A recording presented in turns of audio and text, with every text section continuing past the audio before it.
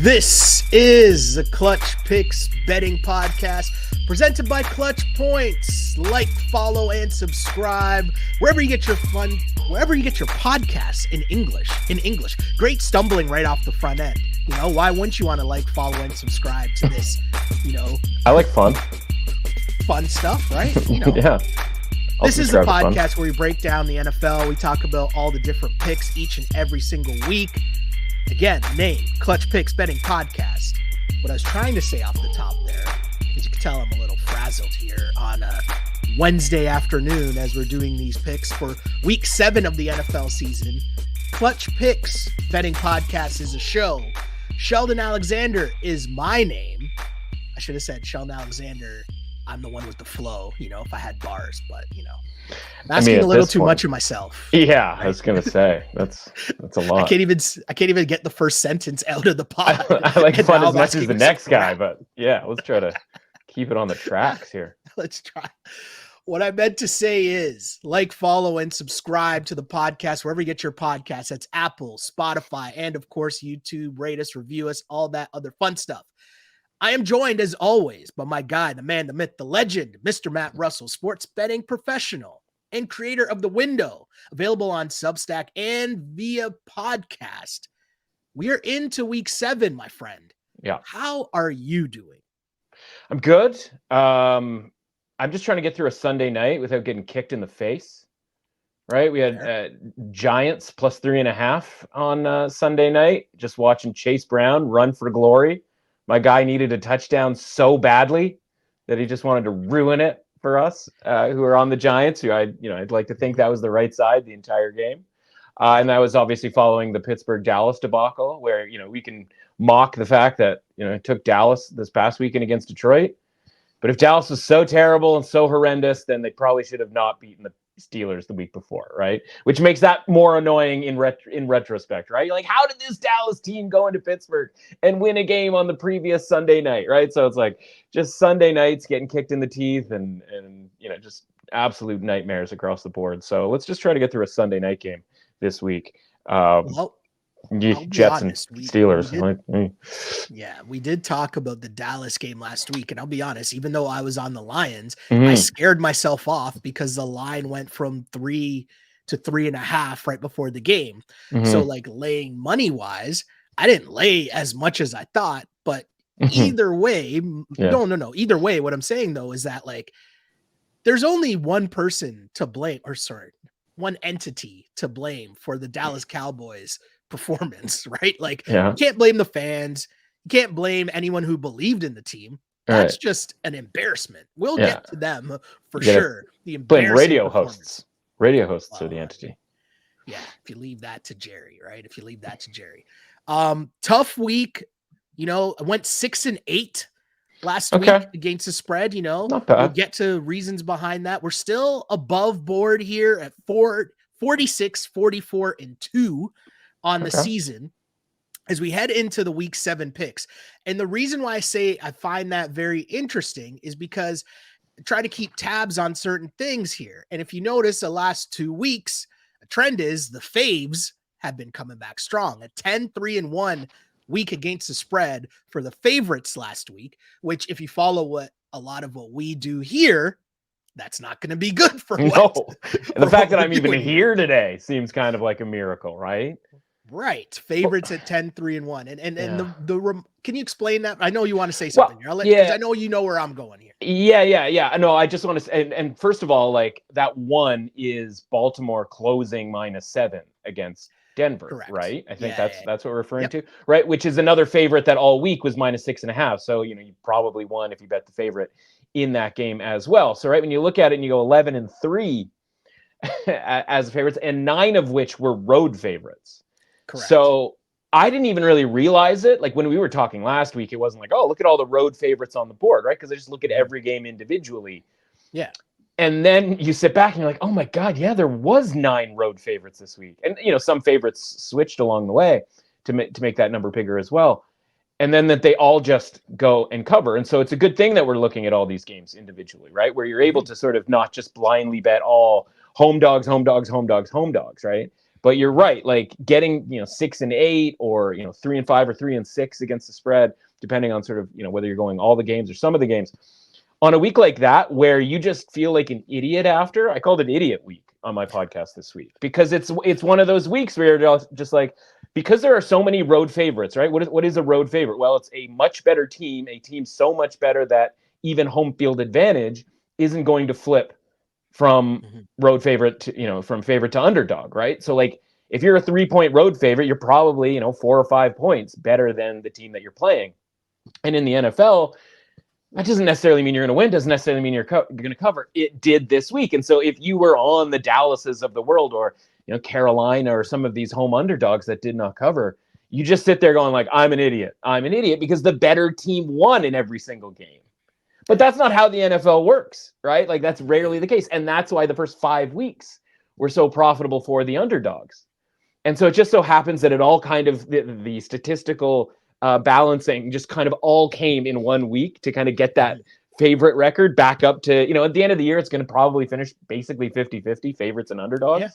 And it just so happened that it all came piling back in 1 week. And does that mean anything for this coming week?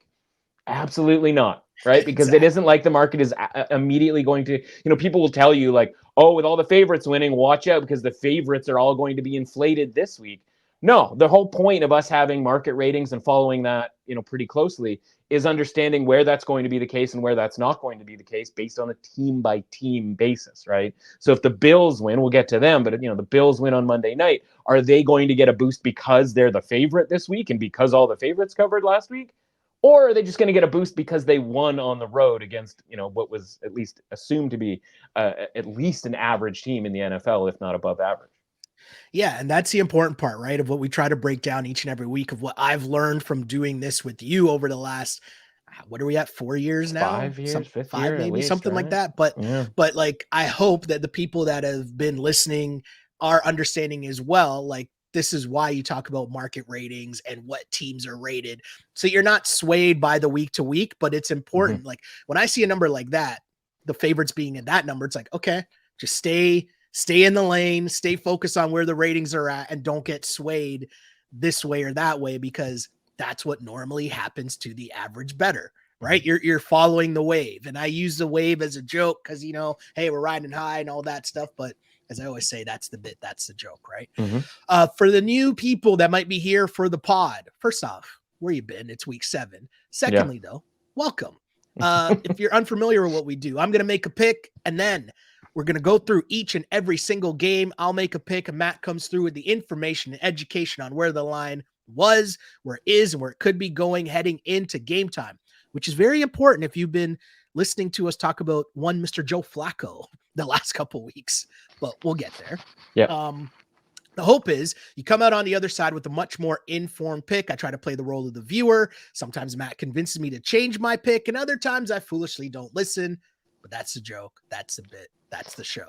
Hopefully, we just want to be more, have more education behind what the picks we're trying to make here from a week-to-week basis, to where you're not affected by the bleepery that really, really, takes over the NFL starting on Thursday night. Let's go. And of course, we will start on Thursday night with the game that I'm assuming will have a lot of bleepery, because this game has the Broncos as 2.5 road favorites in New Orleans against the Saints. Both the Saints and Broncos struggled last week at home in divisional matchups. Broncos losing to the Chargers, Saints falling to the Bucs. I want to focus though on the Saints here a little, and Spencer Rattler, and he looked shaky. Right? He looked shaky, but just it could have been worse. Could have been worse, yeah. But to be honest, right? I have a question for you. This matchup, is it a matchup of Bo Nix versus Spencer Rattler, or is it fair to say that I trust Bo Nix, but more importantly, their defense against the Saints and Spencer Rattler? And that's why I'm leaning on the Broncos. Like, I trust the Broncos defense against Spencer Rattler more so than this being about Bo Nix. And the bleepery that I know will come with Bo Nix. Yeah, I kind of don't think I don't think really Bo Nix even really factors into this game in a weird way, right? Like he, at this point, I think just needs to run the plays against this Saints team at this point, right? Because what this is Bo Nix or whomever against what is really kind of shaping up right now, as of the injury report, to be the Saints preseason roster at this point, right? Yeah. So obviously Derek Carr is already out. So you mentioned Spencer Rattler, but who's he going to throw to, right? Because it doesn't look like it's Chris Olave, who has his second concussion this past week. So he's not coming back on a short week. Rashid Shaheed had left the game with a knee injury. So now Bub Means is your literal means to success for a wide receiving. You made that person. It does sound like a fake person. I would completely understand that. In these games, you go, okay, well, they at least have Alvin Kamara, but like Alvin Kamara's greatest successes, he needs other people around him, right? His best games are when the Saints are at their best. Offensive line, already without two starters going into the last game, they've got two more guys who are questionable. So when we talk about the Saints and we think about the Saints, at least from the start of the season where things were going really well for the Saints, obviously they had Derek Carr, but they also had a healthy offensive line at that time. Right. And so you mentioned the Broncos, and they got a little bit of, fed a little bit of crow against the Chargers this past weekend. Part of that, I think, had to do with Patrick Surtain leaving the game. I mean, how many teams are going to be able to just withstand literally their best player leaving the field in the first quarter and just be like, fine, like it wasn't in the game plan. You weren't thinking about not having Surtain and being able to work around it. And not surprisingly, Justin Herbert has his best game throwing the ball. Now, is that going to matter against your boy Bub Means and the Saints and Spencer Rattler? Like, this feels like a game where Surtain can miss, and it's not the biggest thing in the world because this team was already a top 10 defense before Surtain went out, top 5 in DVOA before Surtain went out, and they've fallen to 7th with him missing. And so I just look at it like, okay, well, for one, the Broncos defense is going to play pretty well here, I think. But when you talk about Knicks and the defense that he's going up against, they're also injured too.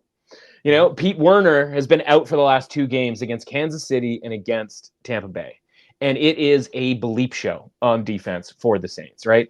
I want to get these numbers right. I don't have them directly in front of me. I believe it was 28 first downs allowed to Kansas City. And Kansas City got into the red zone on 7 of 9 possessions on that Monday Night Football game. And then they followed that 6 days later by allowing almost 600 yards to the Tampa Bay Buccaneers and 277 yards rushing. So, like, what from that defense is going to necessarily translate this week? Like, it's not looking good. And I look at Bo Nix and think about the defenses that he's had to play, right? Open the season against a healthy Seattle defense with a new defensive coordinator, head coach, right? Like, that was a little bit of a tricky spot, obviously on the road, first game of the season. And then it's Pittsburgh, it's Tampa Bay, which actually played really well against Tampa Bay's defense. And then it's in the rain against the Jets, right? So a Jets defense that's probably overrated, but it helped that it was rainy that day. And then the Chargers defense, which is a top 3, I think, DVOA on defense. And now you're going against the Saints defense, which is like none of the above. And if you think, well, it's on the road, like it's going to be scary, whatever. I don't think the Saints crowd is like really feeling this team right now. And why would they, right? Because it's essentially a preseason outfit at this point. So I think there's going to be a ton open for the Broncos here. We've seen this line move. And the concerning part, of the sort of scary part, where and a lot of times I'd look at this and I'd be like, well, I think we have to buy on the Saints, is because we know that the market doesn't think that much of the Broncos, right? They were 3-point home underdogs to a Chargers team who, like, let's be honest, wild card, maybe a little bit above average. We're starting to talk ourselves into the Chargers a little bit. But at the time, they was sort of, barely around average, right? And if you're a home underdog of 3 full points, like, that's indicative that the market doesn't really like the Broncos. Correct. And so now for them to be road favorites, how bad does the market think that the Saints are going to be? And the thing is like, it keeps getting worse, right? The number is growing as we speak. Like, it might be 3 by the time people listen to this show on Thursday. And it's not because the Broncos rating is moved up, because they lost that game and they didn't cover last week. It's because the Saints rating is going down. So right now in my market ratings, what's going to show up next week when I put them out, which is the closing, which is a reference to the closing line, they're going to be the worst team in the NFL. So that's what this line says, right? This is like if Broncos went to Carolina, right? It would be around the same line, because you see better teams having a little bit higher spread against Carolina. Like, this is worse than Carolina. But when you look at the injury issues and the fact that your boy Bub is like a prominent, target here, like, yeah, man, this might be, in this instance, the worst team in the NFL, right? It's hard to sort of argue with that case. And by the way, I think you and I have always kind of thought, like, why aren't the Broncos getting a little bit more credit for those 2 road wins that they had against the Bucs and the Jets, right? So the market already doesn't like the Broncos. So this isn't an inflation of the Broncos because we know what the market thinks of the Broncos. We happen to think a little bit more highly of the Broncos, even if Sean Payton drives us absolutely insane. Like, we think they're probably closer to an average team. So it's not like the market's gone crazy on like, oh, we love the Broncos. It's we hate the Saints. And when it's something like that, where the market is telling you like this team is going to be bad on Thursday, I don't want to be like under a field goal. Like, I don't want to be on the Saints here and just sit there and watch like the Broncos score 35 points. By the way, the team total can be had at 17.5.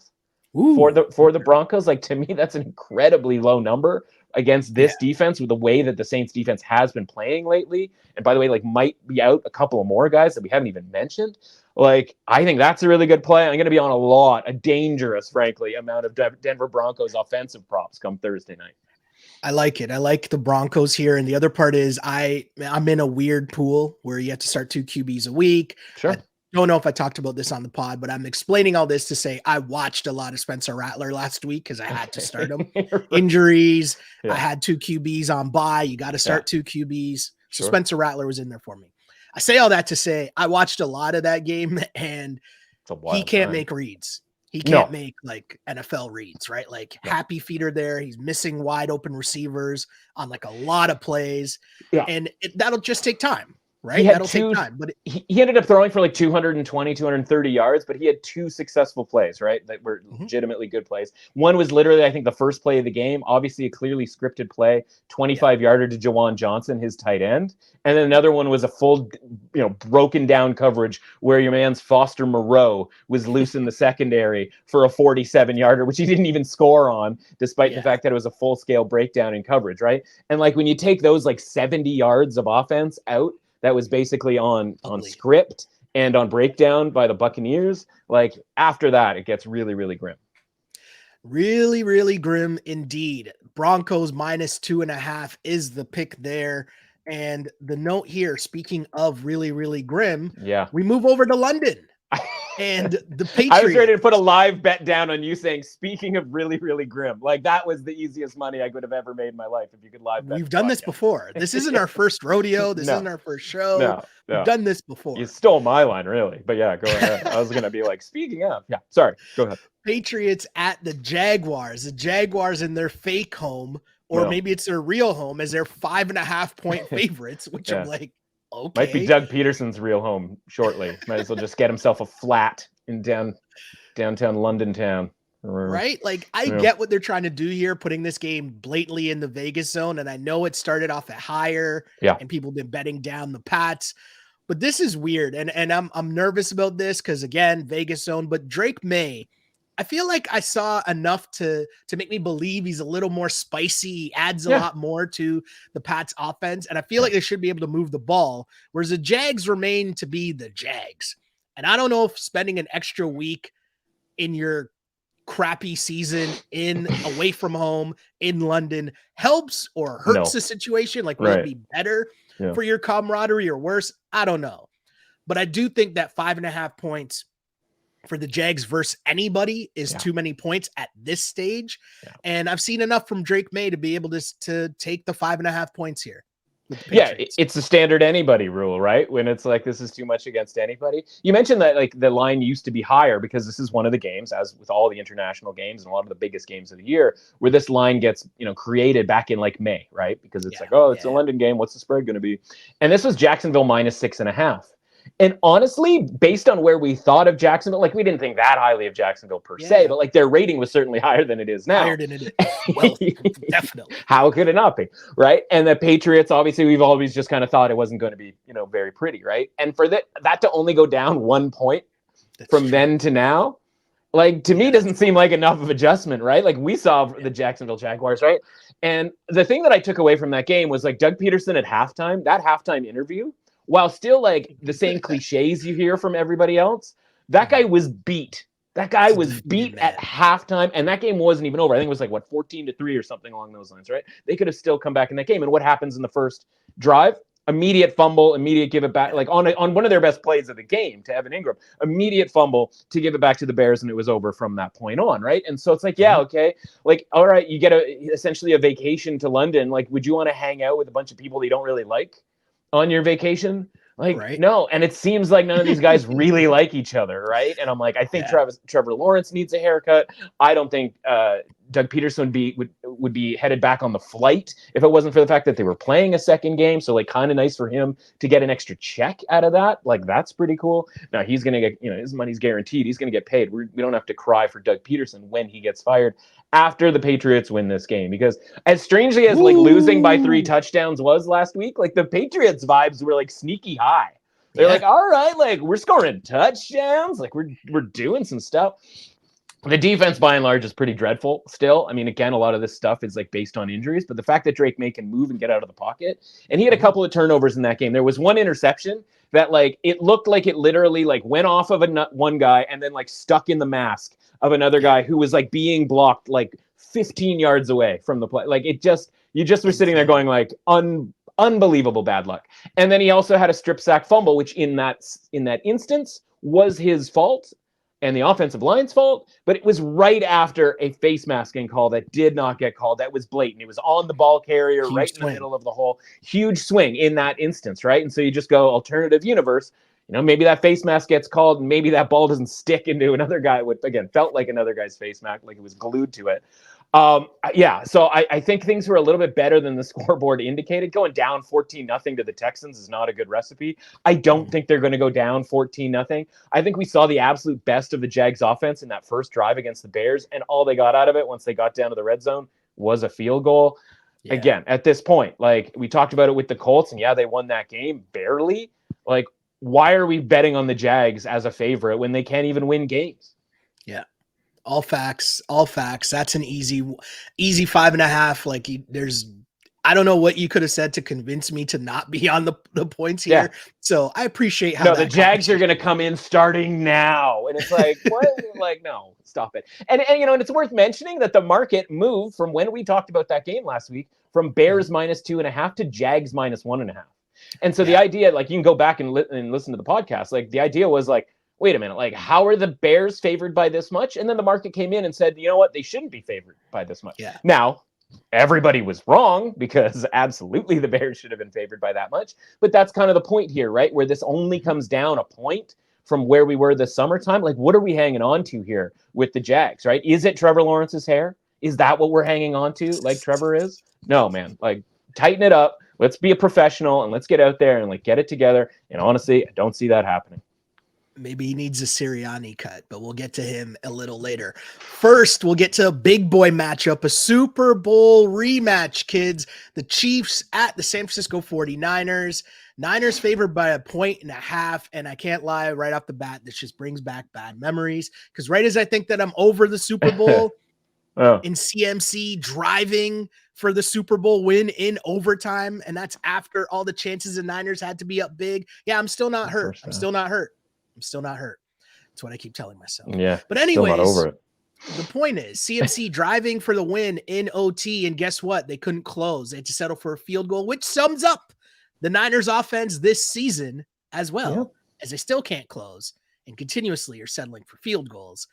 And they have their backup kicker, who also got hurt last game trying to make a tackle. They have no CMC. CMC's backup was banged up last week as he left the game as well with a shoulder injury. Niners haven't played since last Thursday, but the Chiefs are coming off a bye, and we all know the Andy Reid dusted off. Bye stat. We all know. Smash City for Andy Reid coming off a bye.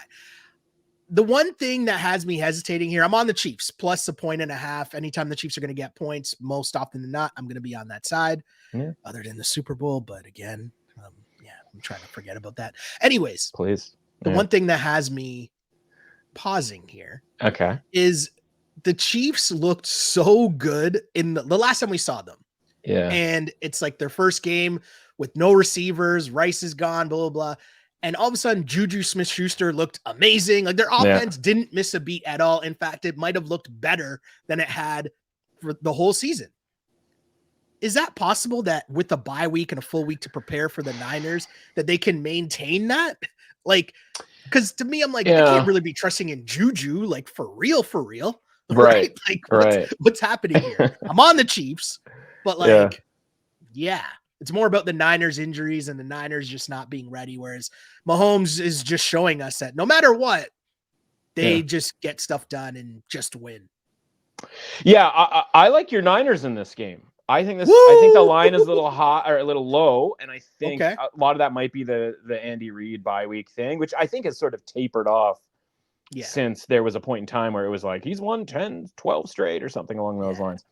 I got to tell you, I kind of like the under in this game. 47 seems like a lot of points for two teams that play pretty good defense and have game plan to the nth degree, right? Like you are leaving no stone unturned in the Super Bowl. And what happened in the Super Bowl, right? Like it was a low scoring game throughout. Now, obviously 9 points in overtime. I think it ended up pushing over in that game. I can't, I don't have the number in front of me, but I remember being something along those lines or certainly pretty close.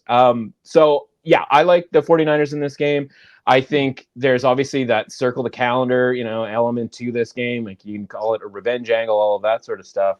I think from an offensive standpoint, the 49ers are starting to kind of figure out like, okay, we can't be as fun as we used to be, but I think they're getting back to basics and being a little bit more solid as far as like fundamental stuff than they were when it was like, who's in the lineup? Is Debo here? Like, what's the deal? Like, it sucks that CMC's not here. Like, that's so brutal. And it's just all, and again, it doesn't really matter apparently who the running back is from like an actual rushing perspective, right? Whether Jordan Mason plays or not, like who cares? And but poor obviously, guy, whoever that third stringer was, that was like, oh, they're yelling at me to go down. He's like getting his first big run in the NFL, and the sidelines yelling at him to go down, only for use check to then run it in. Like 2 plays later.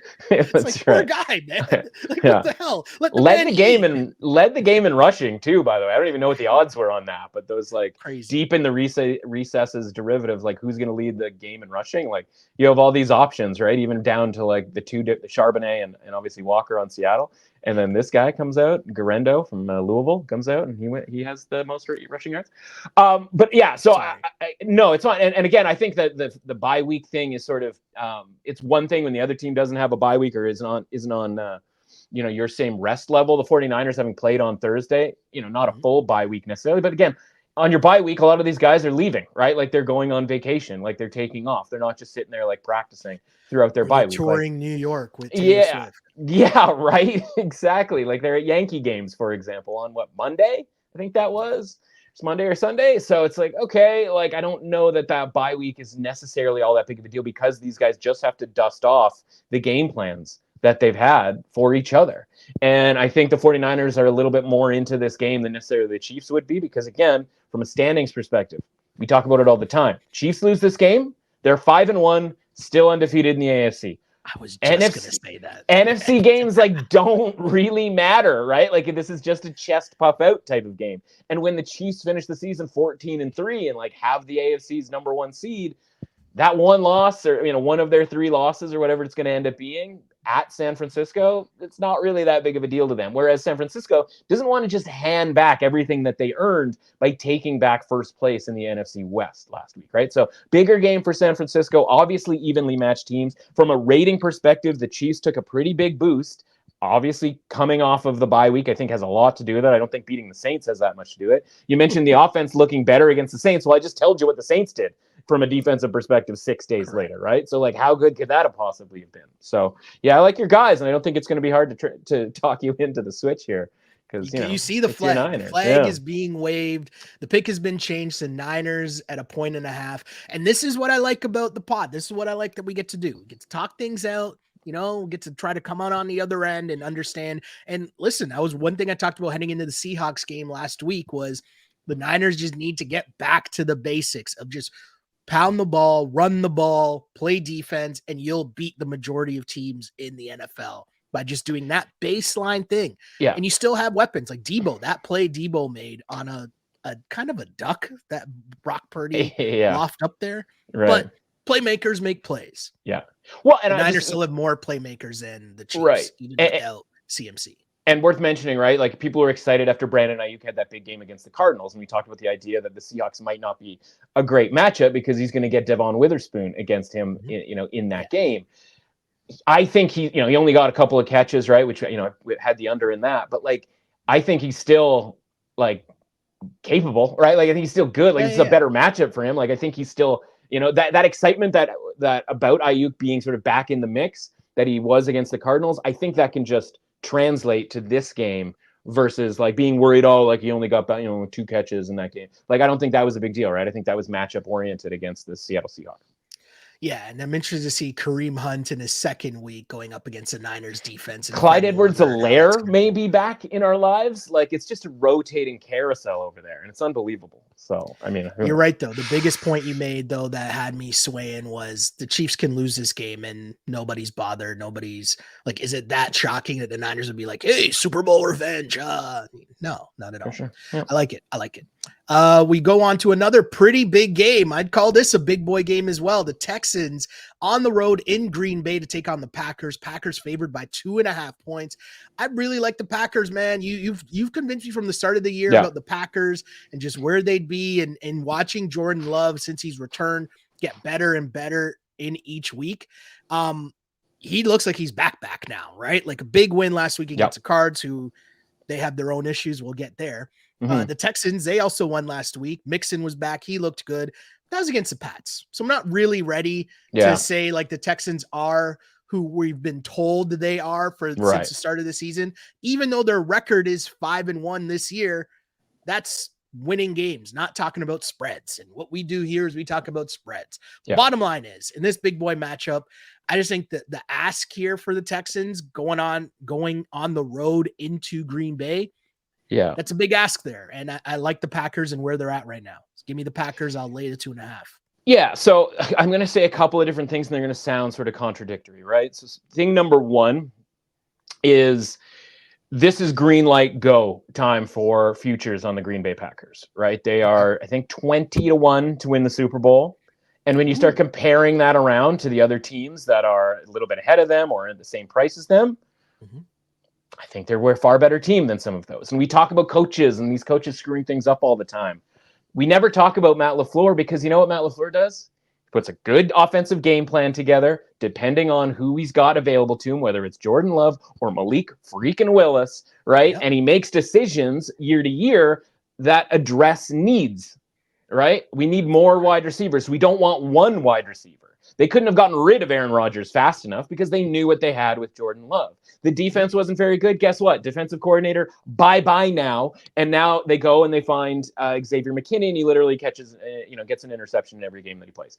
And so the thing is like, and we've talked about in the, years ago about different scenarios where he has played things analytically correctly that the people out on the streets just did not care for at all. Like, to me, I want to be involved in a guy who's making these decisions, right? It was part of the reason why I was on Oregon last week in college football. And then we find out that Dan Lanning is so locked in, he's sending out 12 players on defense on purpose just to take a 5-yard penalty to take a handful of seconds off the clock to screw over the other team, in this case, the Ohio State Buckeyes, and it ends up winning them the game, right? This is what I'm looking for. Was that the Vrabel Belichick move? It's sort of, it's in that same milieu. I know John Harbaugh used to tackle all the receivers at the end of the first half to run out the clock so that the team on the 4 or 5 yard line had to settle for a field goal, right? It's using the rules to your advantage, where half of these guys, it doesn't seem like they know what the rules are at all. Correct. And so I go, okay, I want that. The other thing that I want,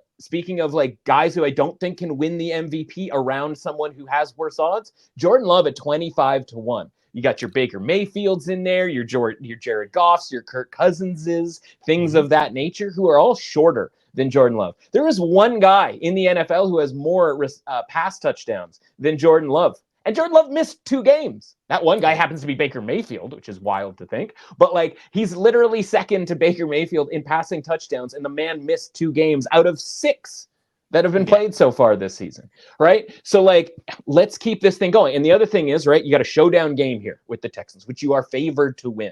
Who's the second MVP choice right now, or third, depending on where you look?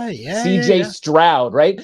How, if they win this game, do you not sort of flip places with CJ Stroud in that like MVP hierarchy, if you will. Totally and again, fair. you're favored to do so.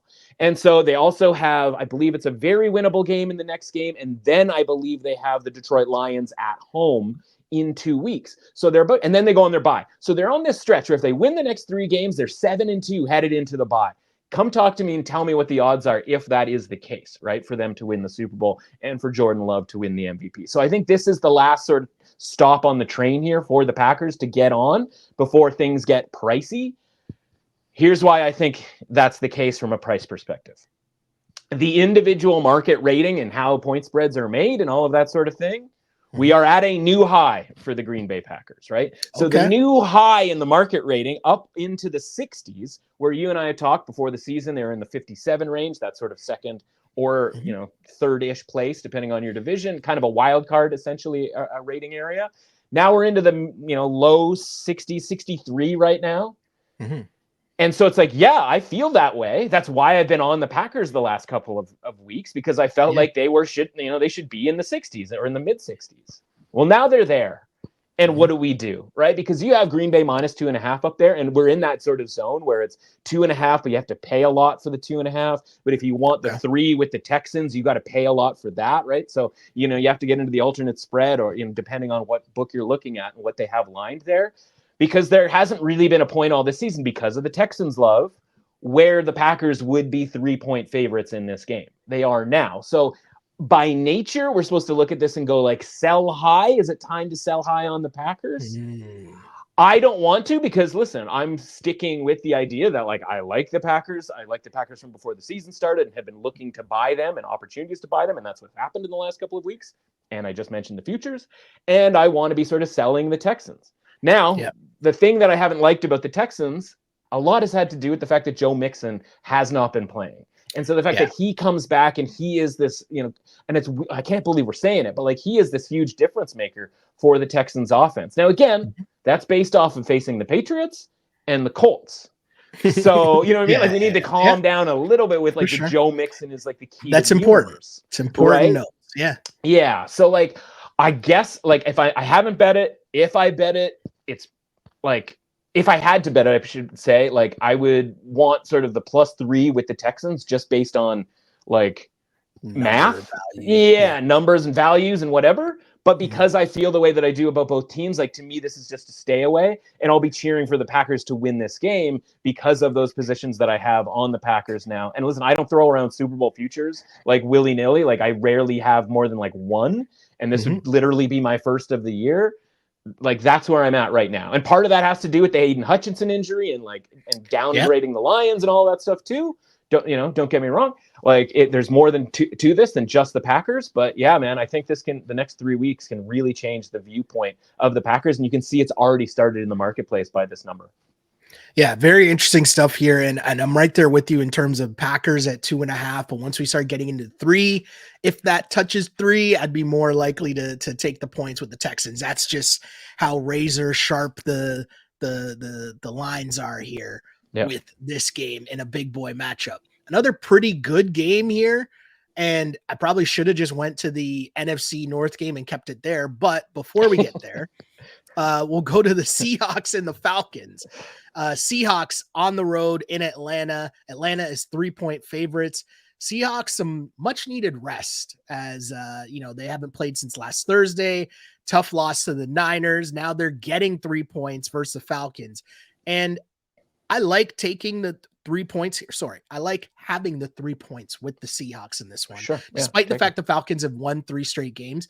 The Falcons, I mean, they're winning, but I'm not like thoroughly impressed with their operation. I feel like they're relying a lot on Kirk Cousins, and that is a lot to ask for a very long time. And against a Seahawks team that I think is actually pretty good. They've been dealing with some injuries and stuff, but I think they're better than they've shown the last few weeks. So if I can get 3 points, a full 3, I'm gonna take 3 points. Yeah, where do we go to bet on Bates to have an interception of Geno in this game, right? Like I'm terrified because I'm on the same side that you're on here. And honestly, if the Panthers weren't the Panthers last week, like didn't that game feel like a game that was going to be a 2-point Falcons win? Right there. Right? It's like the Falcons are up 8, and it's like Panthers are going to score a touchdown, then they're going to botch the 2-point conversion. Like, that's just the way the game's going to go. But because the Panthers are the Panthers, like, the Falcons then just run the ball all over them, right? Like, you know it's coming, you can't stop it. And so it was this one game where they didn't have to rely on Kirk Cousins because they ran for 200 yards against the Panthers. Now, is that something that we think the Falcons are going to just do? Did they unlock something last week? No, they unlocked a door, they opened it up, and the Panthers were there to let them do whatever the hell they wanted, right? Yeah. So I just look at this and I go, wait, we're getting 3 points with a Falcons team that loves winning by 1 or 2 points more than, like, I love anything in my life. Except for my wife, of course. You know what I mean? Like, this is kind of like, it just feels good to be getting a full 3, because doesn't this feel like a game that would have been 2.5 like a week ago? And so again, I don't want to do the whole thing. Like, is it because all the favorites won last week, or is it because the Falcons actually won by 2 touchdowns? Right, which is something we basically never see. And then obviously we saw the Seahawks lose in that game on Thursday night. And so, listen, I'd love to have the Seahawks get, fully healthy for this game. Obviously, there's a bunch of guys that were missing that Thursday night game that, we're hoping that are questionable are going to be able to play. I will say, like, as long as they have Devin Witherspoon, that's somewhat problematic for Drake London, right? Who is, by the way, a guy that I have to lead the league in receiving touchdowns this year, right? I don't want him to get shut out, but like, this is not an ideal matchup for that, right? And so if the Seahawks, whose run defense has been shaky, but again, they keep adding players, if they can just kind of get back to the Falcons, get the Falcons back to the point where the Falcons were, where the run offense was, like, honestly pretty brutal until last week. Yeah, man. I mean, we're getting 3 points for a team that likes to win by 1 point. So yeah, I'll be well on the Seahawks in this game. I feel like there's a lot of really good matchups. On the Seahawks +3. And as mentioned, a lot of good matchups this week, including this one here, the Lions and the Vikings. We get back to the best division in football right now, right? Between the Lions, Vikings, Bears, and who am I forgetting? Lions, Packers. Vikings, Bears, and Packers. Our Packers, Super Bowl champion Packers. Talking about the Packers. Yeah. That's how you can tell I'm a little loopy, right? In this one here, the Vikings are at home and favored by 2.5 points, which I got to be honest was kind of surprising to me. But maybe this is what we just talked about. The Vikings coming off a bye week. Are people placing a lot of value there?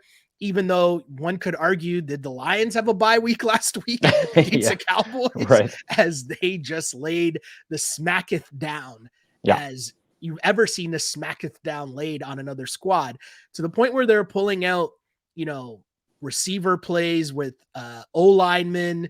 And it's like, how many of these plays do you have? And why are you running all these plays on 30 against the Cowboys? Should you be saving some of these plays for next week against the Vikings? Like, I don't know. I'm on the Lions, though, at the +2.5. I know that the Vikings have convinced me they're a really good team, but I just feel like this now is the classic divisional matchup. Just take the 3 points, and 2.5 is the new 3. Take the 3 points here. Take the 2.5, where it's just, I just think this is a close game that's going to come down to the wire. And if you're telling me that the Vikings are getting the points just because they're at home, I don't know if that matters to, again, a team that you like betting on and gambling on in terms of the Lions. They're going to go for it. They're going to be aggressive. They're going to pull out all the stops. I'm on the Lions +2.5. Yeah. What's the point spread in this one, Shell? Say that one. Give it to me again. 2.5. 2.5. No, you're right. You're right.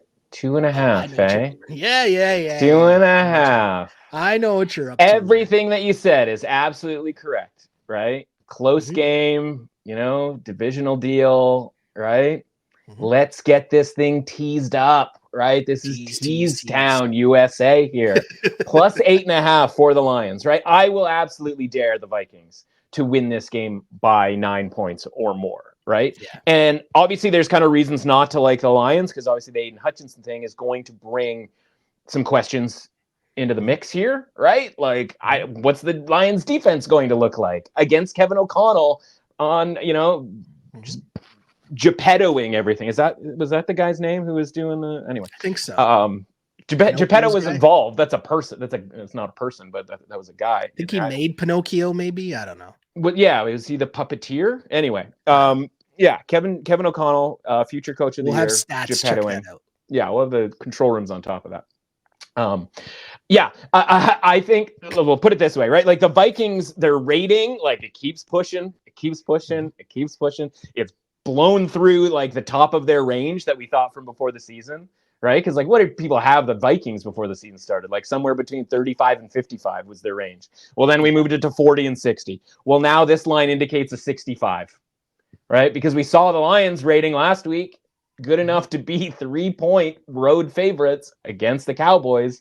Again, like not the worst team, even though, they are for the first halves of their home games, but not the worst team in the league by any stretch. So yeah, like the market loves the Vikings, and that's the thing here. Like that's pushed this to 2.5. So even if you think that the rating is a little bit too high on the Vikings, this line is still under 3. So if we get ourselves into that sort of shootout that we expect, I think, to get here with a total that's at 50 points, that honestly might be a little bit low, given the fact that like the Lions will play you in a high-scoring game if you're interested.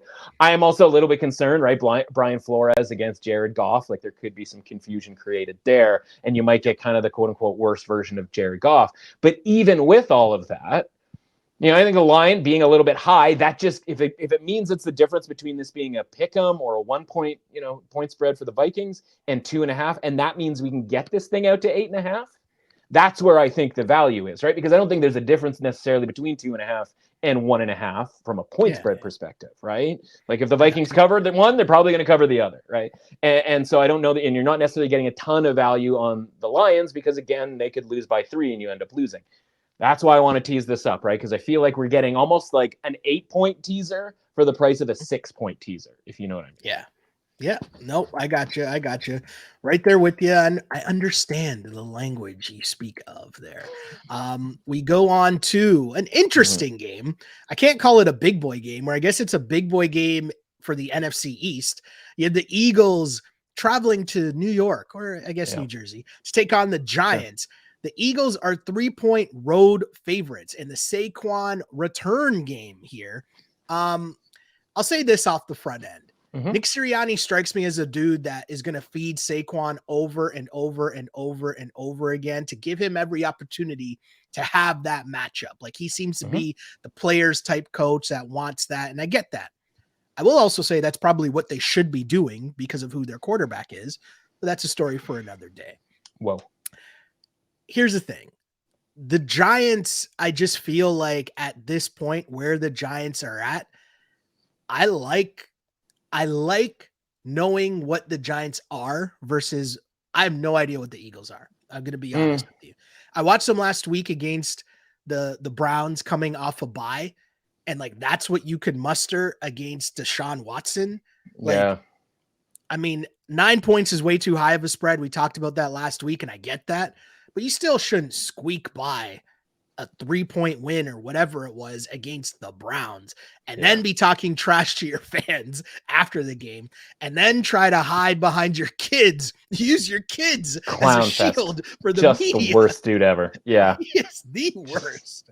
The Sirianni vibes are just like so horrible. So bad.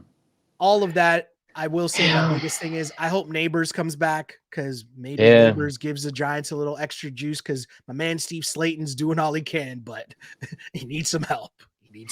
Yeah, maybe Malik Neighbors would have been wearing sunglasses no matter what, but I didn't love that he was wearing sunglasses in that, sitting on the bench for that game, right? Because that sort of indicates to me that the concussion stuff is still like very, very real.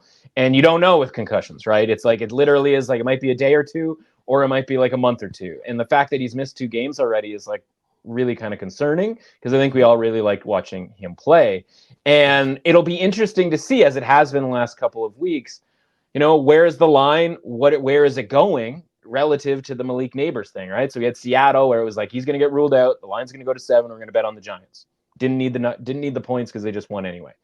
Last week, I thought the line was kind of already at the point where he was going to play in that game, or sorry, not play in that game, and that like if he played, it would come down to 3.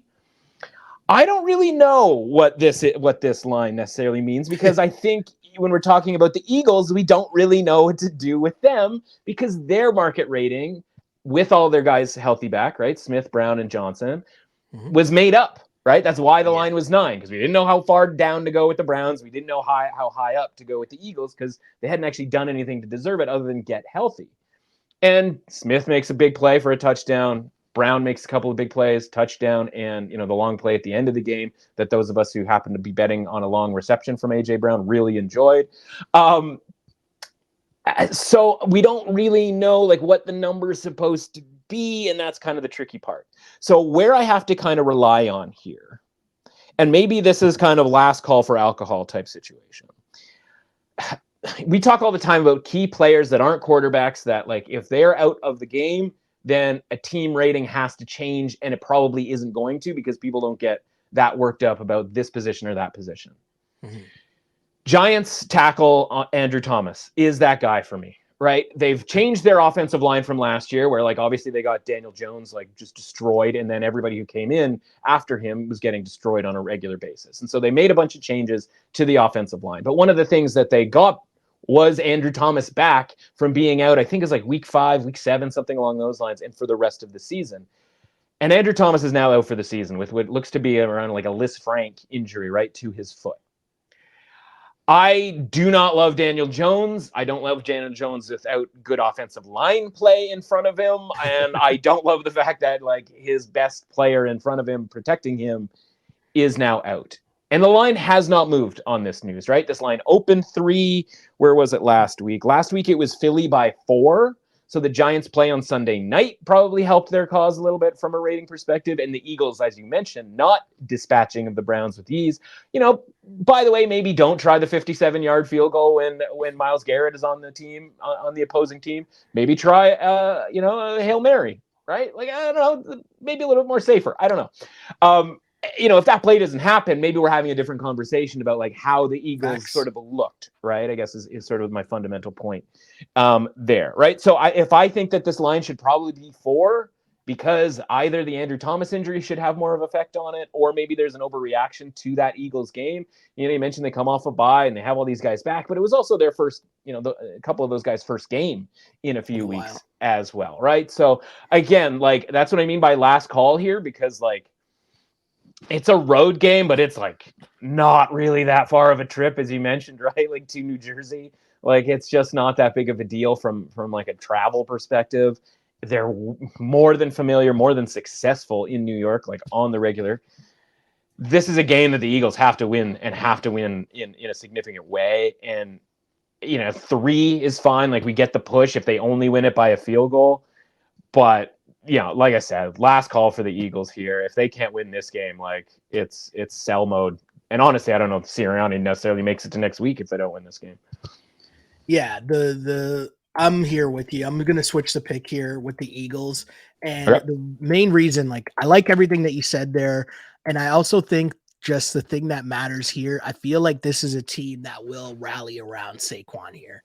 And really, because the way that all happened, like in terms of vibes and camaraderie and team and all that, I think that stuff does matter a little more. Like it's a little extra spice on top of everything else. And if the Giants, we've sort of seen the Giants on their way, this might be them going back the other way, and these divisional matchups are a little different. And the fact that it's on 3, what you said last, the push, cool. I'll take that if that happens and the Eagles just squeak one out again against a team that they should beat, as we've seen them do time and time again. So the pick has changed. Eagles -3 on that one. We move on to a big boy spread. Buffalo Bills 9-point favorites at home to the Tennessee Titans. As always, I'm going to start leaning on the Titans here at the 9 points. And, I need to be talked out of this. But we've seen the trend of the faves covering the last few weeks. But the big faves, it's still going to make me hesitate. You know what I mean? Still going to make me hesitate. Yeah. I feel as if the Titans defense, pardon me. Wrong team. But I feel the Titans defense is like pretty decent. Like they're not just going to get blown out here by the Bills, are they? No, and I think it's a decent sort of defensive offensive matchup for the Titans. And now listen, the trade for Amari Cooper, I think a bigger deal, to be honest with you, from like macro perspective than the Devontae Adams deal for the Jets. I'm with you. Right? Definitely with you. Because we'll talk about the Jets here in a second, but for the Bills, right, it gives them that deep threat where it's like no longer like, well, Mac Hollins is down there somewhere.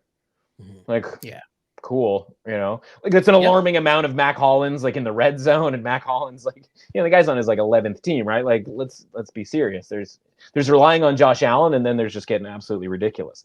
But you watch that team. You watch both those teams on Monday night, and I don't know like how you felt about it, but I was looking at both those teams going like, I think both these teams stink. Like you can tell me this is for like the AFC East like division, and when I say stink, like everything's all relative, right? But it's just these are just kind of mid teams at this point that have inherent flaws. Some of those are injury centric. Both of these teams, exactly, right? Like that's Ravens what I'm saying. Laughing at both of these teams, right? Like Chiefs, Ravens on the one side, and 49ers, Lions, Packers. Like there's 5 teams who know what they're doing, and the rest is just kind of just nonsense. And so like you can talk yourself in week to week, and like maybe this is that scenario where the Bills just absolutely house a team. They just played 3 straight road games. I don't really love the whole like you've just been on a long road trip. Now, obviously, they've come home interstitially in between all of those games, right? And then they've gone back on the road. So it's a little bit different than like a hockey team or a basketball team just goes away for 2 weeks and then comes home. But like I feel like you get a little bit overvalued when you're coming home after those road games. Like on the surface, you go, well, they played these road games. They were tough. Lost 2 of them, almost lost all 3 of them. Your rating is going to go down. Then you're going to come back. And because your rating is down, you're going to be a valuable bet. Bills rating has not gone down, right? They are still a 63 out of 100, right? Still rated the same as the Packers. I don't know about you. I'd love to bet on the Packers on a neutral site with against the Buffalo Bills. Would subscribe. Like, give it to me. Don't think we're ever going to get there because that would require the Bills to make the Super Bowl, and I don't think that's going to happen. So I look at this and I just go, okay, we're talking about a rating for the Bills that's really, really high. Again, the Will Levis thing, it's going to drive you crazy. They're just never going to win any games when Will Levis is involved because he's going to do something just enough to kind of screw it up. But they're also not one of these terrible teams, right? So I think that they probably don't win this game. I don't think that's sort of controversial. I do think there's at least a possibility that the Titans win this game. If they, again, it's all about like, just don't screw things up, Will Levis. And if the Bills kind of feel pretty good about themselves, short week, again, 3 straight road games back at home, they're feeling like, again, listen, if they walk out and the crowd is going crazy and they love it at 1:00 on a Sunday and like it's just touchdown after touchdown, tip of my cap. But I think the Titans have a chance to keep this game close. And by definition, if I think they have a chance to keep it close, you get a bounce here or there and they might win the game. And we're talking about a money line here that is like plus 350 or even higher than that, depending on where you look. Yeah. Sprinkle, sprinkle, sprinkle. Yeah. Never adverse to the sprinkle, sprinkle, sprinkle. We keep it going here to the Bengals. The Bengals who find themselves as 6.5 point. I'm laughing as I'm saying it. 6.5 point favorites at the Browns, as the Browns would have to be the only team that they're facing here that they would be 6.5 point road favorites. You can see if you're watching this on YouTube, thank you, and blesses with the like and subscribe button. You can see that I'm on Cincinnati minus 6.5. Yeah. But that is part of what we said last week, or what I said last week, where I'm like, I just need to be talked into taking the Browns because I cannot, after watching Deshaun Watson, sit there and say that I'm going to lay money behind the Browns to do anything. Yeah. Now, I'm saying that, and last week they covered. Right? The Browns did cover last week. Are we in the same situation here with the Browns being at home? And let's be honest here, right? I'm going to say something. That play at the end of the game where the Browns were driving and they got down to like the 5 or whatever, I would have bet everything I had that there's no chance they're scoring a touchdown. Like I had zero faith. Like there's nothing in me watching that. Like, you know what? Live on the live line, just like whacking away at it. Right. It's like, close it, but yeah. I think Deshaun is going to make a play here and they're going to get a touchdown to take, like, never did I believe that. Right. I say all that to say, I know the bet should be on the Browns here. I just need you to talk me into it. Yeah. Well, okay. Let's do the thing where we go, okay, what if this game was in Cincinnati? Right. And if you think, I think Cleveland has a 2-point home field advantage. We talk about the difference between like you either get 1, 1.5, or 2, essentially. Yeah. Right. And I think Cleveland, because of just how janky the weather is, it's probably going to be, 40-kilometer, 40-mile-an-hour winds and all kinds of nonsense. Who knows? If that's the case, do you like the Bengals minus 10 if this was in Cincinnati? I don't. I don't like anybody minus 10. Yeah, I was gonna say I don't think we're gonna place or anybody minus 10 is really all that cool. So that sort of defines kind of the idea that we're in the same place from a rating perspective with the Browns. In fact, we're actually lower on the Browns than we were going into last week. The rare, like, they covered last week and they're getting downgraded further this week, unless, right, because a sort of a ratings gap has to change. If a ratings gap change, it has to change at least one way. And if the ratings gap for the Browns isn't going down, it means that the rating for the Bengals is going up because they won what should have been 10-7 last week against the Giants on a Joe Burrow 50-yard touchdown was the most that they could muster there. Like, he does that all the time, right? Yeah, it's like you gotta just immediately bet the over-under on Joe Burrow rushing touchdowns of 40 plus yards. So this is all to say, like, okay, well, how are we getting to 6.5 here? Like, I think it's a massive downgrade, or not a massive downgrade, a continuing downgrade on the Browns. Well, here's the reason to like the Browns. The offensive line has gotten healthier, right? We've gotten both tackles back. Like, we had that whole thing at the start of the year. Like, when are they going to come back? When are they going to come back? Because they both blew out their knees last year. And then they both came back, and there were some struggles because guess what? You're playing in an NFL game in like week 4 or week 5 when the rest of the league has been playing for 4 or 5 weeks. Yeah. You're getting a little bit better. We talk about Joe Mixon mattering to the Houston Texans. I realize he's probably going to be on a pitch count, but like, who's going to matter more to the Browns or more to a team that in non-quarterback division than Nick Chubb, who is coming back this week, right? Yeah. So if you can listen, we don't have to get the Browns back to above average, which is where they were before the season started. We don't need to even get them to average or even just slightly below average. We just have to not get them to Carolina Panther Town.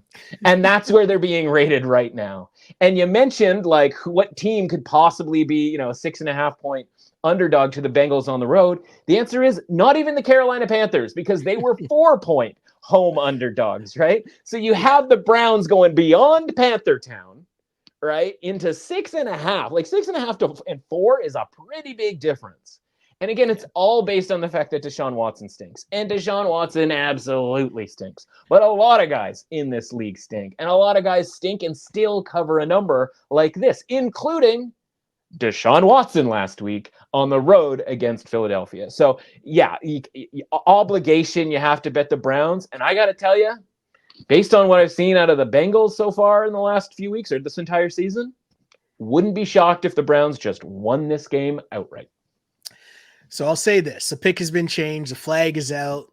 And as I said, I needed you to talk me into the Browns, and you did a great job, as you normally do.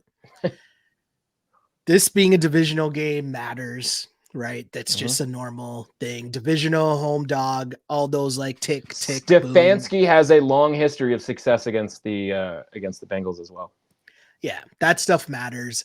Whatever that stat is that everyone's talking about, the Browns or Deshaun Watson on third down, that can't continue for another week. It just can't. No. Whatever it is, 0 for 26 or whatever the insanity is. If like Nick Chubb's presence makes third down easier, right? Shorter yardage, it's maybe even fewer third downs, right? All that stuff all matters. All but when it's Jerome Ford and God knows who, like constantly on first and second down, that's a bit of a tough scene, right? But if the offensive line's a little bit better, still without Wyatt Teller, like he's not, coming back anytime soon. Again, this is buying the absolute bottom, I think, on the Browns. And listen, I haven't been advocating for the Browns all season. Like, I haven't been like going nuts on the Browns. Like, certainly didn't even bet them last week when they were getting 9 points against Philadelphia, right? I teased Philadelphia once it got down to 8.5 and 8 on the weekend. But this is the point where I'm like, all right, bottom of the market for the Browns. I got you. It's ugly, but sometimes you got to make the ugly bets. It happens. Sure. That's what we do here. We have conversations like the one we did last week in which the Dolphins are at the Colts. Colts are favored by 3.5. And I say the conversation we had last week because I thought it was the perfect encapsulation of what we try to do here. We talked about this was the line, and almost because the line was so close, this was about just winning and putting your money behind who you thought was going to win. I did not like putting my money behind Anthony Richardson to win.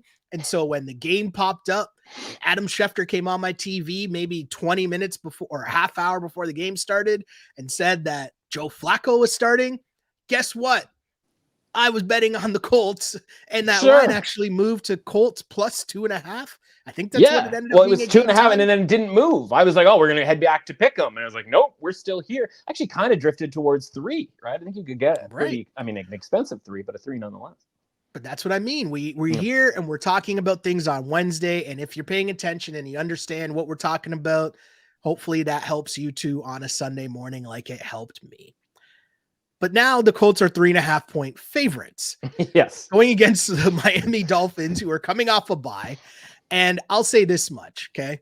I don't really like, more than a field goal versus anyone for the Colts. Yeah. Not really sure that I'm a fan of that.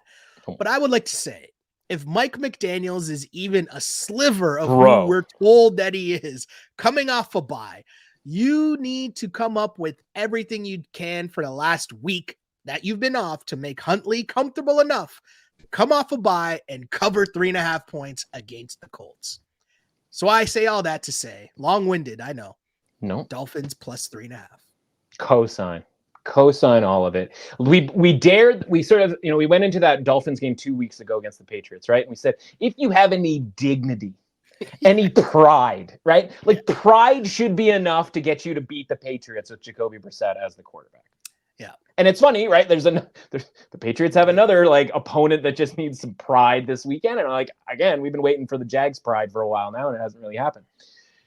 So I think you're right, man. Like we talked about the idea of like the bye week, right? Where a lot of guys are going on vacation on their bye week. Tyler Huntley already like from Miami, like down there. He's not going on vacation. He's trying to figure out page 2 of the playbook, right? So this is in theory the best chance for Tyler Huntley when he sees Tua Tagovailoa looking to be available next week, right? Mm-hmm. Potentially coming back October 24th for week 8. When he sits there and he goes, listen, man, like all I've wanted was a chance to play. And this is my potential last chance. Now, again, knock on wood, Tua, how long might he last? But, the point is like, if you're Tyler Huntley, you're like, all right, I got to study my bleep off for this test. Yeah. And the good news is it's kind of an easy test. It's the Colts defense. It's indoors, right? They're coming on. They don't have the same rest advantage that you have. And by the way, like Joe Flacco comes in, he plays in that game. We like the Colts when Joe Flacco plays. If you're telling me that they need to be rated in the same spot when Anthony Richardson is playing, I don't know. I'm not there. I'm not there, guys. And again, like he was so close to playing last week, I have to think that he's playing this week. And so the Dolphins keep getting downgraded to make this number where it is because I can't upgrade the Colts to get where they are. In fact, if it's Anthony Richardson, right? Like, if Lamar Jackson's out, okay, their rating goes from here to wherever the backup, wherever we figure out where the rating is for the backup. Mm-hmm. And yet the Colts, their rating is just always kind of just right there, right? Like it doesn't really change all that much. And I just think it kind of should, right?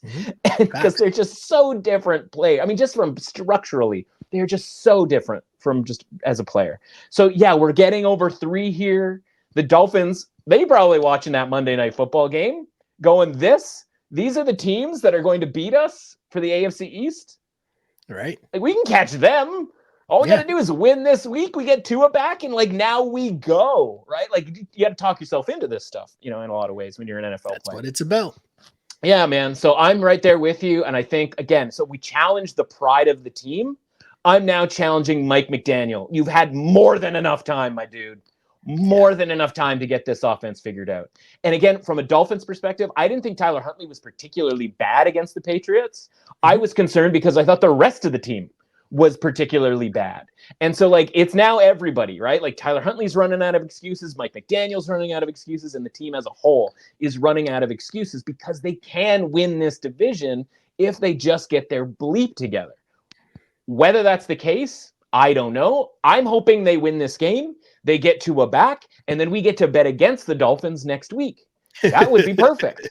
In the same way that I hope the Bengals lose to the Browns this week, and the Eagles beat the Giants this week, and so that we can bet on the Bengals at home against the Eagles the next week at a reduced price, right? Like all of this stuff is tied together, right? Like we're essentially, it's too funny. I love it. If we win 3 bets, we might end up winning 5 bets just based on these sort of, correlations or semi-correlations. So yeah, man, like I think at 3.5, that's just too much. I think I get what, listen, I've watched the Dolphins as much as anybody. Like they are dreadful, but like bye week, it's go time, not just pride, like have some actual functionality to what you're doing. Yeah, right there with you on the Dolphins at the +3.5. We move on to the Los Angeles Rams, who are 7-point home favorites against the Raiders. I'm going to go out there and say that the Raiders are anybody. Like, I get it. The Rams might be getting Cooper Kupp back. He's practicing, which is a good sign. Sure. We still don't know yet. And again, we're recording this on Wednesday. So keep your eyes glued there. 7 does seem like a lot. Yeah. But then I think about the vibes going on in Vegas right now. And I mean, their last 2 games, they've given up 30 points to the high-powered offenses of the Pittsburgh Steelers and the Denver Broncos, 30-plus points. I would like to think that Sean McVay, Matthew Stafford, and hopefully Cooper Kupp, coming off a bye, are able to put up said 30 points on this same Raiders defense. Yeah. I don't like it. Obviously, I'm not liking laying 7 points, but here we are. No, but like if there's a team that just like has no problem with getting blown out, it's absolutely the Las Vegas Raiders. So here's what I think has kind of happened with this number. So one, I think the market thinks that Cooper Kupp is coming back because the Rams rating has gone way up, right? From where it was. I mean, think about 3-point underdogs to the Bears and, 7.5 at home to the 49ers, right? Like that's where they were sort of considered. Cooper Kupp, one of those players in the non-quarterback department who matters a ton to his team and to their offensive output. So right now, I've applied the downgrade to the Raiders for, Devontae Adams not playing, even though he hasn't played in the last couple games. So there's not even really that much of a downgrade to apply based off of the last couple games. But they go and they get destroyed by the Steelers, right? And so you downgrade and you downgrade. And then you go, okay, I still only have this at like 5. Right. And then you go, okay, well, we need to get to the Rams. And now we upgrade the Rams. And so that tells me that Cooper Kupp needs to play for this number to make sense. What I think has sort of happened early in the week, because this number ticked down to 6.5, and it's done that toggle where it's never been fully -110 on either side for each side of the game. And it's never really been 7. And so I was interested in the Raiders because I looked at it and I was like, +7, like that's a massive upgrade for one team and a massive downgrade. And like, I think I want the Raiders. And then I was like, what? Like, what do you want anything of the Raiders? And I look up and the line has ticked to 6.5. And I go, oh, well, somebody agreed with me. But while I was sort of thinking that and they bet it, I was then rethinking that and like wanting the Rams. Yes. Right. And so I was like, well, should I bet the Rams -6.5? So the point is, I haven't bet either of these. And now we're kind of back closer to 7. And it's like, man, like, I guess the thing I want to do is like make sure we get a Cooper Kupp health update, that he is good to go. And then I'll think about what price I want to buy this at. If it's still 7, the answer is like maybe. If it's 6.5, it's yes. If it's 7.5, the answer is probably sit out, maybe use it in some sort of teaser. Yeah. Right. No, get this thing down underneath a field goal. That's kind of where I'm at with this game. But yeah, it's a gross game on both sides. Listen, I don't know if I'm prepared to go into a week and say that I'm betting on both the Browns and Raiders in the same week. One of them I might be able to tolerate. Right. I don't know if I can tolerate. You got to draw the line somewhere. Right. So I'll be on the Rams in this one for sure. Yeah. We will move on to a stinky game here for the Panthers, because any game involving the Panthers I'm going to refer to as stinky. The Commanders, though, the opposite of that. The Commanders, despite losing last week to the Ravens, I thought they showed, that they're legit. There's something there for sure. Yeah, they could play with them. Yeah. This week, though, they're favored by 7.5 points. And the big spreads, I vow that with these big spreads, I have to really believe that the team that is favored at home, cool, big boy offense, Cool. I have to believe that the other team is just anybody. Yeah. The Panthers might qualify for that. The Andy Dalton shine of, okay, maybe they can keep the game kind of close and cover on a back door. Yeah. I need that to happen to me just once here. Just once, right. Andy Dalton. Can you do that for me here? It's great theoretically, but I need to actually see it happen. Yeah. They might as well be going back to Bryce Young. I don't understand what's going on here with the Panthers. 7.5 is a lot, but I can't start with the Panthers. I just can't. Yeah, and we're ticking up. I'm seeing some 8s right now. Woo! So people are on the same page as you are.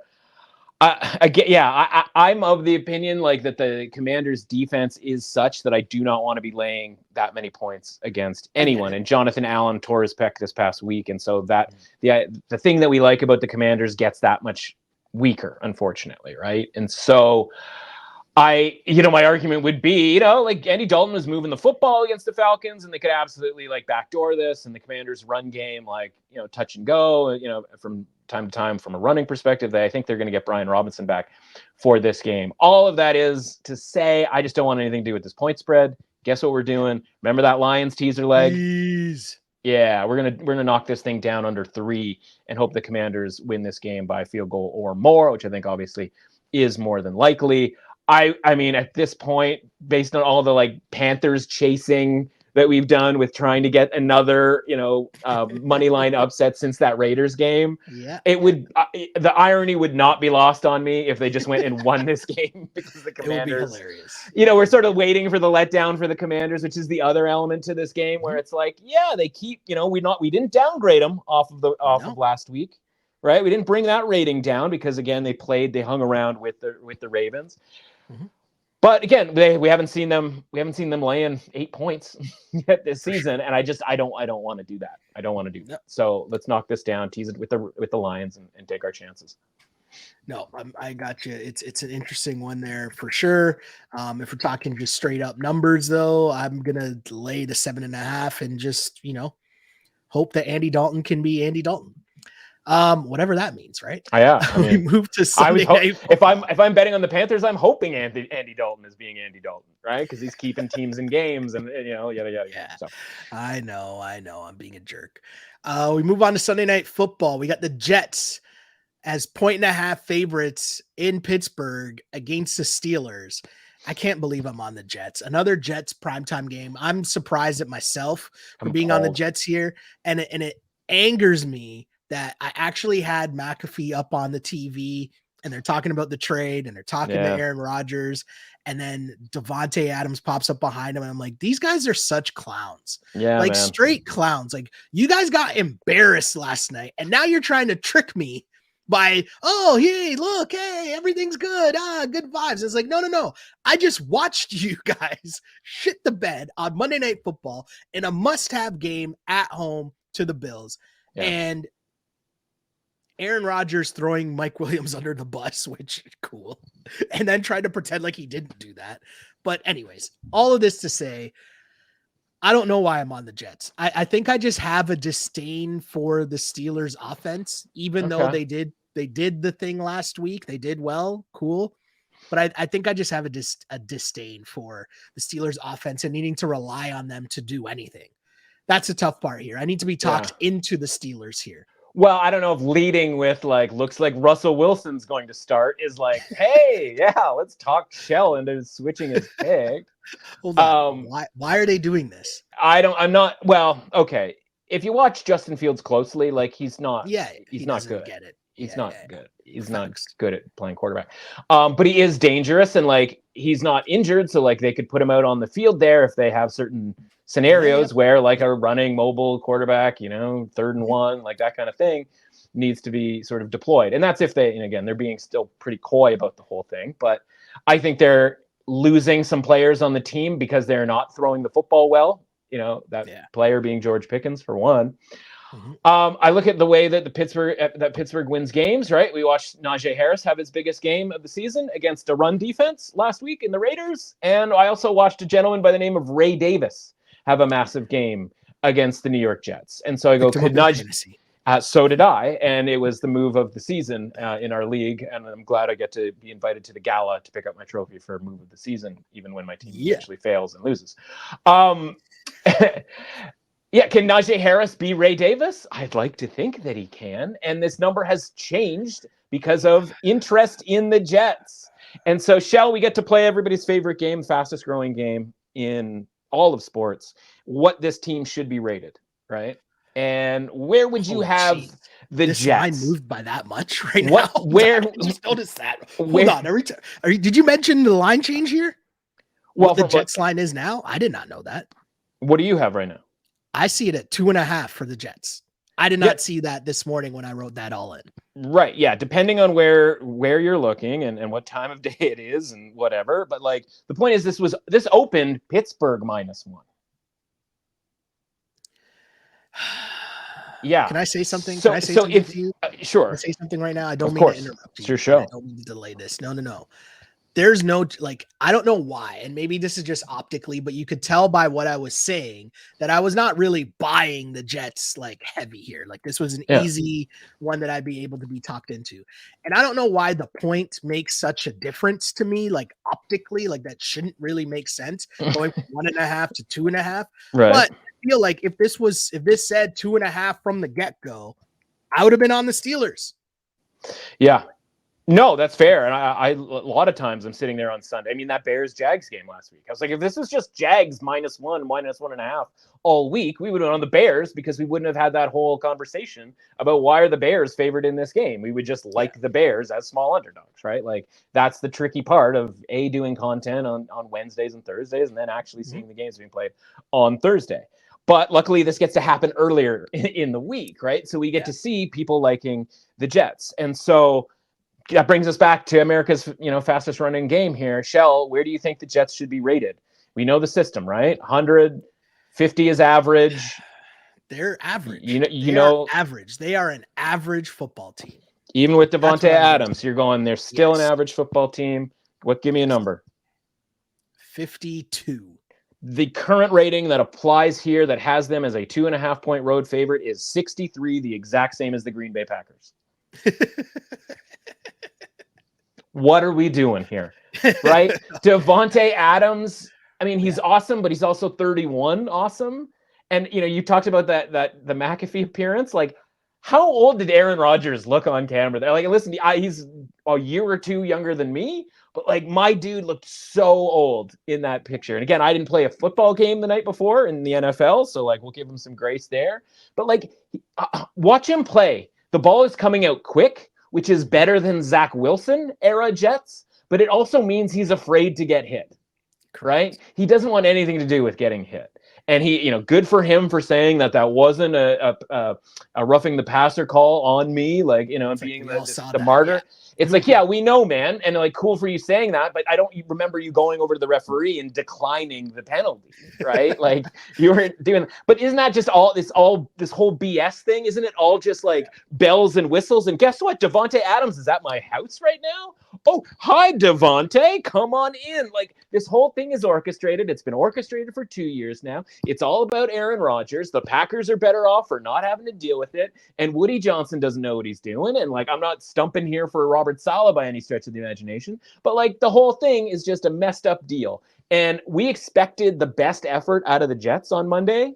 And if that's what the best they can do is, which it should have been the absolute best they can do, offensively, defensively, right? If that's the best that they've got, and you think Devontae Adams is going to come in here, fix this, and put them on the level of like the Packers, the Bills, the Texans, I'm reeling off all the teams in the low 60s right now, like even the Lions, depending on what day, we're talking about here, like the Jets are in that conversation? Hell no. And if this is because the market doesn't like Russell Wilson, man, I kind of agree with you. I kind of get it. But like, I think you at least have to give it one shot here with Russell Wilson and on the Steelers, given the sort of ecosystem that the Steelers have on Sunday night here as underdogs, different than against the Cowboys, where it was a 2.5-point favorite situation. I mean, even just look at that. The Cowboys are a mess. Do not get me wrong. But like the Jets, 2.5 points favored here when the Cowboys were 2.5-point underdogs. The Jets are 5 points better than the Cowboys on a neutral field if they played tomorrow. Hell no. Yeah. Steelers. No, I'm with you. Okay. Yeah. Okay. Makes sense. Yeah. As I said, the pick has been switched a long time. I've been yelling at him after. I've been yelling at him for 5 minutes. It's like, no, and you're like waving the thing. People aren't watching. It's like he's waving it for the last 5 minutes of that rant, but I had to keep going. People getting used to the pod now will laugh at how many times I say, sometimes I should just go back to the first thing I say when I'm introducing this. And you can tell I didn't really like the Jets. And then seeing the line move in their favor, it's like, wait, what? This doesn't make sense. Anyways. Maybe we get 3. Like, what if we get 3? Like, holy smokes. Right, then we'll start the parade, man. We'll start the parade. Move on to Monday Night Footballs. We got 2 Monday Night Football games. The Ravens, 3.5-point favorites on the road in Tampa Bay. Your man's Baker was wilding last week against the Saints. He was scrambling. He was throwing TDs. He was throwing picks. He was talking trash. So that was against the Saints. And the Ravens are just a different unit. The Ravens are just a different weight class. I know the Bucs play better at home. I get all that. I understand that. I know the Ravens, this is a big ask. But I feel like if this wasn't a Monday night game, I don't know if I'd be taking the Ravens as 3.5-point favorites on the road, because that's an ask there. Yeah. But I'm going to do it. I'm going to lay the 3.5 points on the road with the Ravens here. I feel like they're figuring out their identity more and more, and just run the ball and play defense. And you're putting yourself in a much better position week in, week out if you're the Ravens. None of this like, hey, let's put everything on Lamar's back and he's got to have the cape on all the time. Nah, I just like where the Ravens are at right now. The 3.5 points is a lot. And I know the bet's probably supposed to be on the Bucs, but I'm going to lay the points with the Ravens.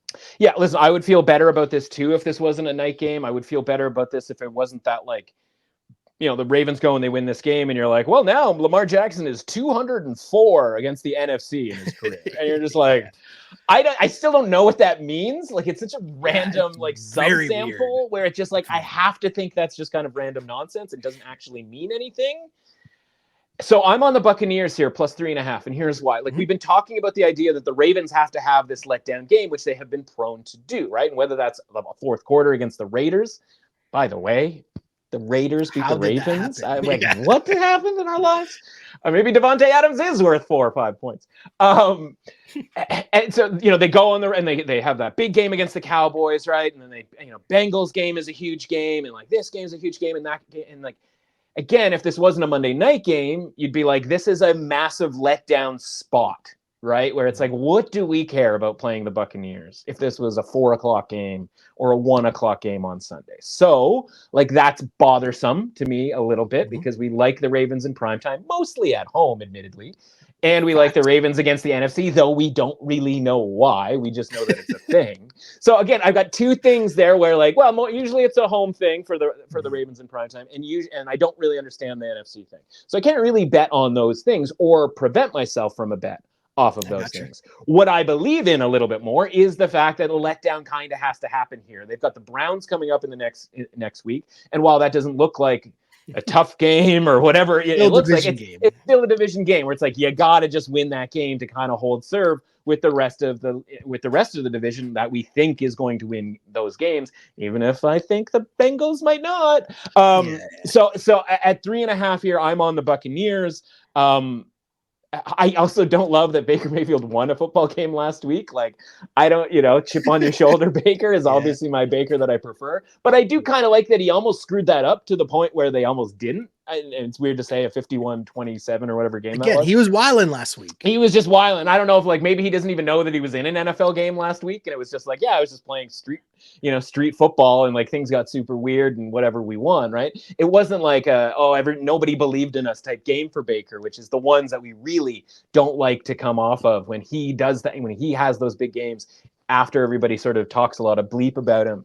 Those are the ones we want to sort of avoid. So back at home here, Monday night, Monday night means something to them too, right? Like, it isn't just that the Ravens are the only team that can play well in prime time.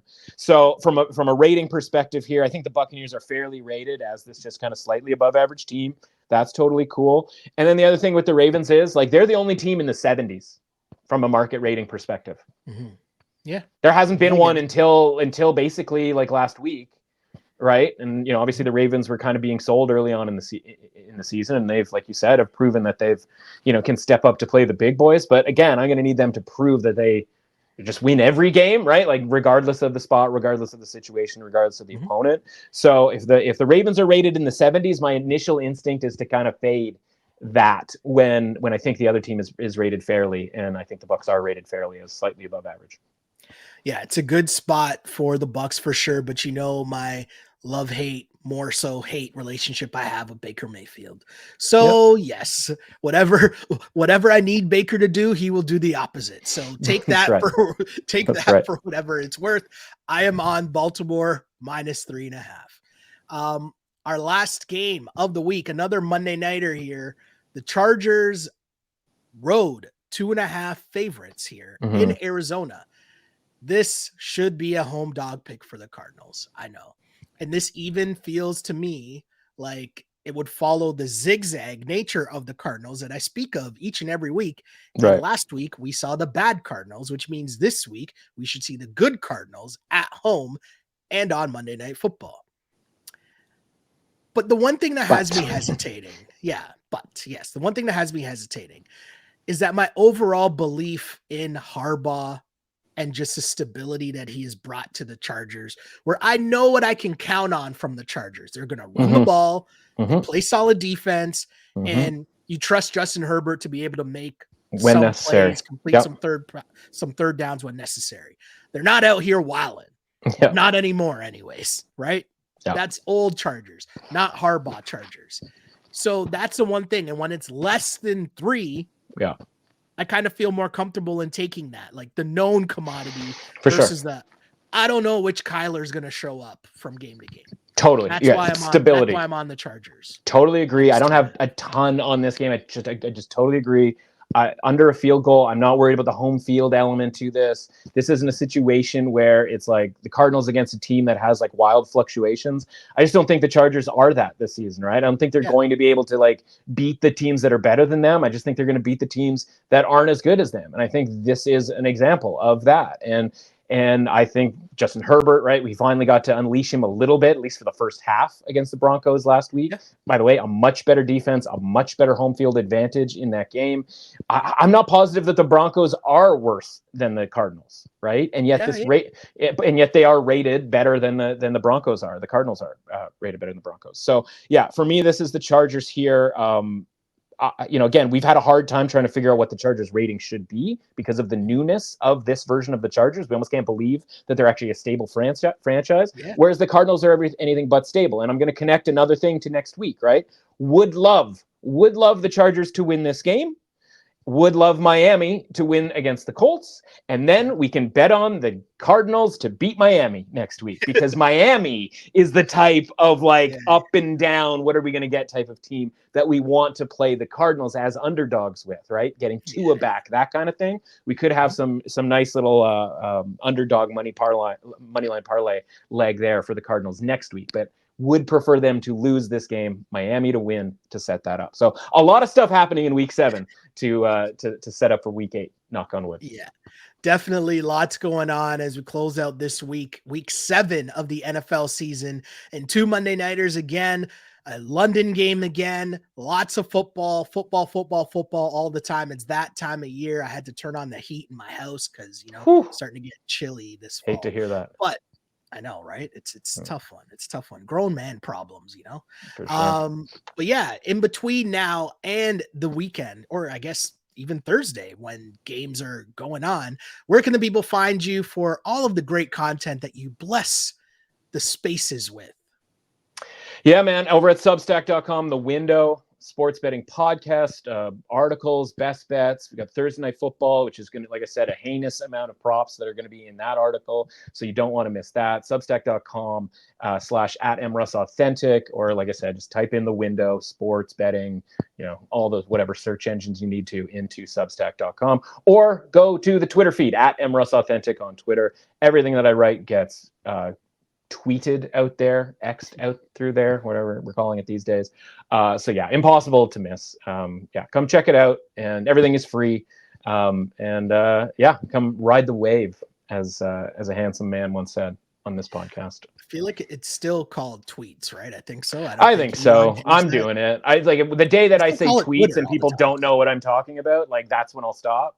But 70 years from now, when I'm 100 and never mind, when I say Twitter and people are like, "What are you talking about?" Then we'll stop using Twitter as the word. Yeah, I mean, I still call it Twitter, so I mean, sure, too bad 100%. For whomever. Yeah. You can follow me on the aforementioned Twitter at Shell Alexander and on Instagram at Sheldon Alexander. Again, thank you for tuning into the podcast wherever you get your podcasts. It's Apple, Spotify, and of course, YouTube. Like, subscribe, follow, as I like to say, all that other fun stuff. That's how you support the movement that is both Matt Russell and myself, Sheldon Alexander, and the Clutch Points podcast. We appreciate that. As I always say, I used to pray for times like this to rhyme like this. This is the aforementioned Clutch Picks sports betting podcast, as always, unpolished and unapologetic. Until next time, see ya.